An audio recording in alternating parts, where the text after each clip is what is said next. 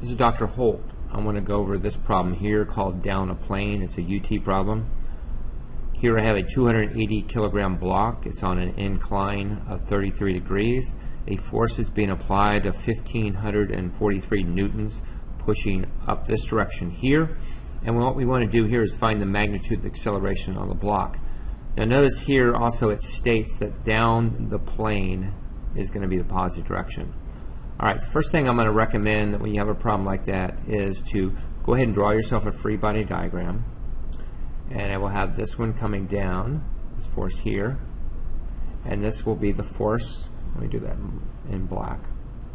This would be the force of gravity, and that would be Earth onto the block, and that would equal to 280 kilograms times 9.8 meters per second squared. Alright, I'm using this value here. Sometimes the UT, you'll see them use 9.81. Just be careful about that. Alright, so I will run that value real quick. If I take 280 times 9.8, my gravitational force will be 2,744 newtons coming down. Alright, then what I like to do is I like to draw my normal force going back up here. I label that as normal. I'll make it just a little bit longer. That's my F normal. And really you should put a vector over the top because those are vectors. And that's the vector normal force. I usually put surface onto the block.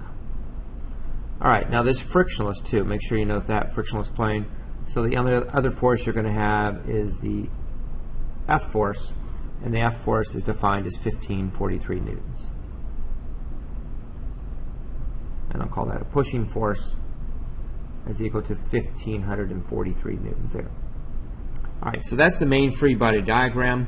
What I like to do is to draw a secondary free body diagram where I tilt my axes. So to do that, first thing I want to do is I want to break this into components. And I'm going to go ahead and show you what I mean by this. I'm going to show you the axes that I want to get. I'm going to have one that goes up like this, and I'm going to have one that comes down like this. Okay, this is a right angle here. I'll grab those, we'll color those red, and we'll make them real thin, like that. Okay, that's the axes here.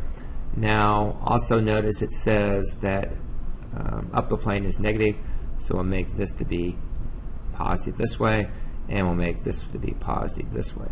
I'll make this a y value, make this an x value here. Alright, now let's get back to breaking this into the components. Now you notice this is parallel to the y, this is parallel to the x. So I'm going to break this into components. So I'll come over here, I will draw this force coming down, this is my force of gravity coming down, and again I'm going to break that into the components. So what I do here is, if it's like this, I draw this one normal like this, and I draw this one parallel like this. Now this is a right angle you have right here. This is your right angle here. If this is 33 degrees, this angle here will be 33 degrees. And again, you can prove that by just doing geometry. You can either trust me, or again, all you have to do that is to draw yourself a right triangle right here, and then draw your normal here, and you'll find out this is 33, this is 90. That would mean 90 minus 33 is going to give me, what's that, 57. So that would mean that's 57 here, and this would all be 90 here, and 90 minus 57 gets me back to 33, means that's 33. You can always do it that way if you want to. Alright, so now we know that this value here, do that in black. We know the force of gravity coming down is 2,744 newtons. What happened here? I don't know where this F came from. Force? With that newtons, sorry about that. Alright. Now this guy right here, this vector will be 2,744 newtons times the cosine of 33 degrees. This one here will be 2,744 newtons times the sine of 33 degrees. Again, the reason it's cosine because this is adjacent to the angle, so we use cosine, and this is opposite, so I use sine. we'll run those values very quickly. If I take, just verify my mode is set correct, and it is. Okay. We will take 2744 times the cosine of 33 degrees, and that's going to give me a value of 2301.31 newtons. I take 2744 times the sine of 33, and that's going to give me a value of 1494.49 newtons. All right, I'm going to grab these and we'll slide this down because it's starting to get into my free body diagram up here that I'm getting ready to draw. So let's see if I can steal that real quick. Hopefully I don't. Oops. Slide that down there. Okay. Now I'll start applying these. So that means I have a force coming down here. And I come back here and I say, well, that's got to be my 2. I can make it 2, right? A 2301.31 Newton. I know right now my normal force is going to go back up. So I know right now my normal force, it's got to equal the same thing there. Now, the normal force is not going to play into this problem because you have no friction.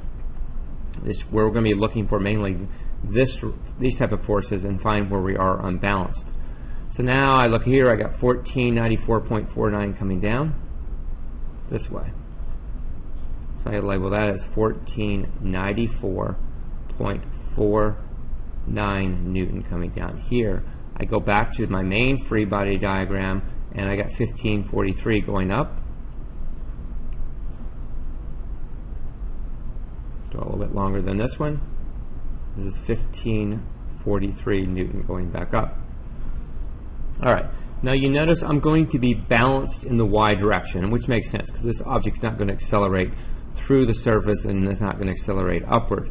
What it's probably going to do is either accelerate downward or upward. All we have to do is go by the balanced forces. So I'm going to sum my forces in the x direction, instead equal to mass times acceleration. So my summation of forces in the x is equal to mass times acceleration in the x. Now we're going to follow what the direction they want. Anything going down is positive. So I would get 1494.49 Newton here minus my 1543 Newton there is equal to my mass of the object, and the mass of that block is 280 kilograms. And get rid of this, times the acceleration in the x direction here. Alright, so to go to the calculator again, I will take 1494.49 minus 1543. I will divide that by 280 kilograms, and that gives me an acceleration of a value of 0.173 meters per second squared, and I get a negative, and I can either put the negative there or I can just put a vector and showing that I'm accelerating back up that way. Alright, that's the way you do that UT problem. Again, it's all based upon the free body diagram. I hope that this video was useful.